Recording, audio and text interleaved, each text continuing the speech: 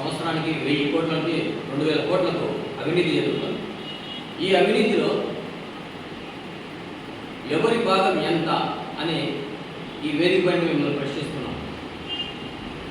Ego గారు కానీ, లేదా విదేశాఖ అధికారులు కానీ,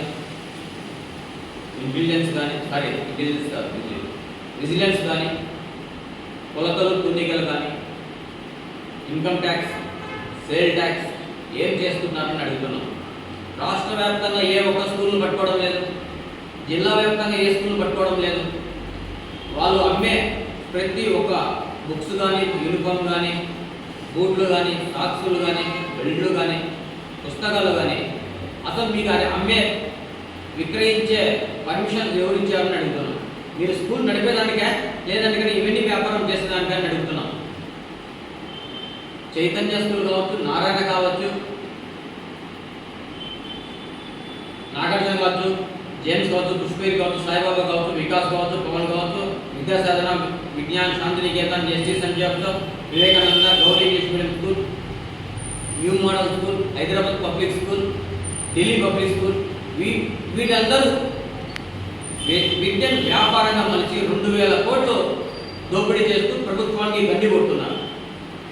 మరి దీనిపైన వీళ్ళందరూ ఎందుకు యాక్షన్ తీసుకోవడం లేదు? వీళ్ళందరినీ ఎందుకు ప్రశ్నించడం లేదు? వీళ్ళపైన ఎందుకు దాడులు చేయడం లేదు? వీళ్ళని ఎందుకు మీరు కేసులు రాయడం లేదని విద్యాశాఖ అధికారులను అడుగుతున్నాం. అలాగే కలెక్టర్ గారిని కూడా అడుగుతున్నాం.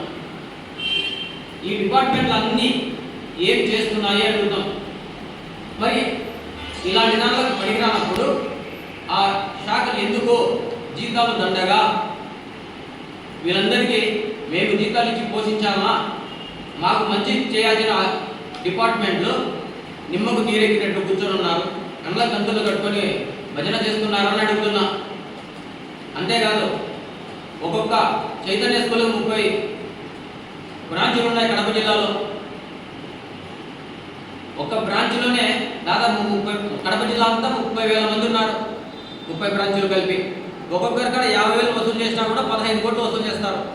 మరి ఇన్ని ప్రైవేట్ స్కూల్లో ఎన్ని వేల కోట్లు దోచుకుంటున్నారో నారా లోకేష్ గారు, అలాగే ముఖ్యమంత్రి వర్యులు చంద్రబాబు నాయుడు గారు, అలాగే కడప ఎమ్మెల్యే గారు, కడప జిల్లా అధ్యక్షులు వాసన్న గారు ప్రతి ఒక్కరూ దృష్టి సాధించాల్సిన అవసరం ఉంది. లేకపోతే పార్టీకి చెడ్డ పేరు వస్తుంది సార్. గతంలో కూడా మీకు కూడా మేము రిప్రజెంటేషన్ ఇచ్చాం. డిఓ గారు పలకడం లేదు. మీరు చెప్పినా కూడా ఏ స్కూల్ పైన దాడులు చేయడం లేదు. ఎందుకంటే ఒక వారం 10 రోజులు మనం చూసి చూసినట్టు వదిలేస్తే వాళ్ళ వ్యాపారం సాగిపోతుంది. ఈ సంవత్సరం వీళ్ళందరూ